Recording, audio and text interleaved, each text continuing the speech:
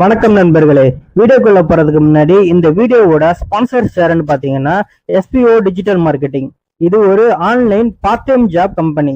எந்த ஒரு referral selling இந்த மாதிரி எல்லாம் இல்லாம ஒர்க்கை பேஸ் பண்ணி டிஜிட்டல் மார்க்கெட்டிங் பண்ணி சம்பாதிக்கக்கூடிய வாய்ப்பை ஏற்படுத்தி தராங்க.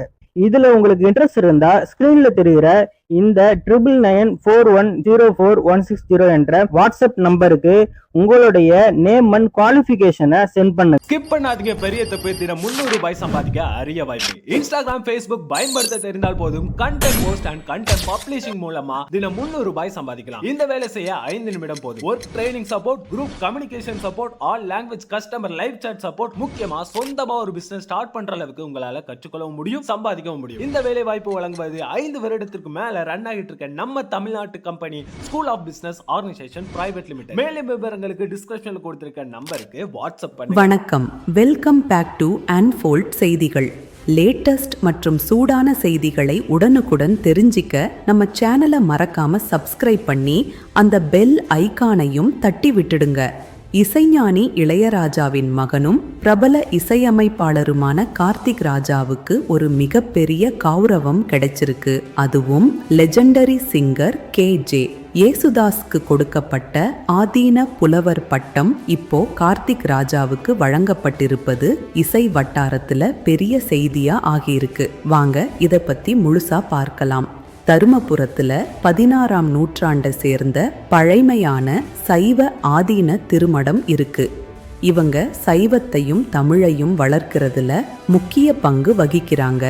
இந்த மடத்தோட 27வது மடாதிபதியா இருக்கிற ஸ்ரீலஸ்ரீ மாசிலாமணி தேசிக ஞானசம்பந்தம் பரமாச்சாரியார் சுவாமிகளுக்கு இப்போ 60வது வயது மணி விழா கோலாகலமா நடந்திருக்கு.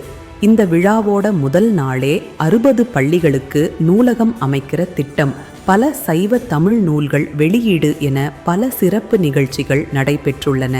உச்ச நீதிமன்ற நீதிபதி மகாதேவன் கூட சிறப்பு விருந்தினராக கலந்துகிட்டார். இந்த நிகழ்ச்சியில தான் பல துறைகள்ல சாதனை செய்தவர்களுக்கு பட்டங்களும் பொற்கிழியும் வழங்கப்பட்டன. அப்போதான் நம்ம இசையமைப்பாளர் கார்த்திக் ராஜாவுக்கு ஆதீன புலவர் பட்டத்தை வழங்கி கௌரவிச்சாங்க. பட்டத்தை பெற்றதோட மட்டும் இல்லாம கார்த்திக் ராஜாவோட ஒரு அருமையான இன்னிசை நிகழ்ச்சியும் அங்கே நடந்தது.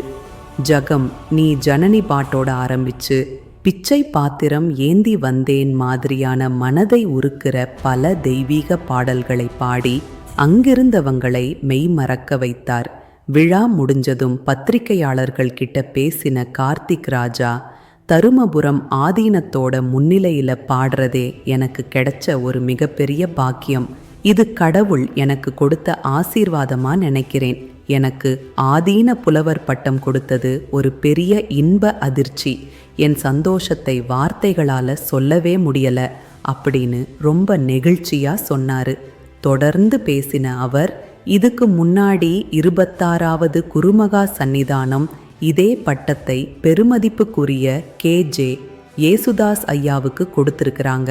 அவரோட ஒப்பிடும்போது நான் ரொம்ப சிறியவன் அப்படின்னு ரொம்ப பணிவாக கூறினார். அப்போ நிருபர்கள், ஆதீனம் இந்த மாதிரி பாடல்கள் தான் பாடணும்னு ஏதாவது கட்டுப்பாடு வச்சாங்களான்னு கேட்டாங்க.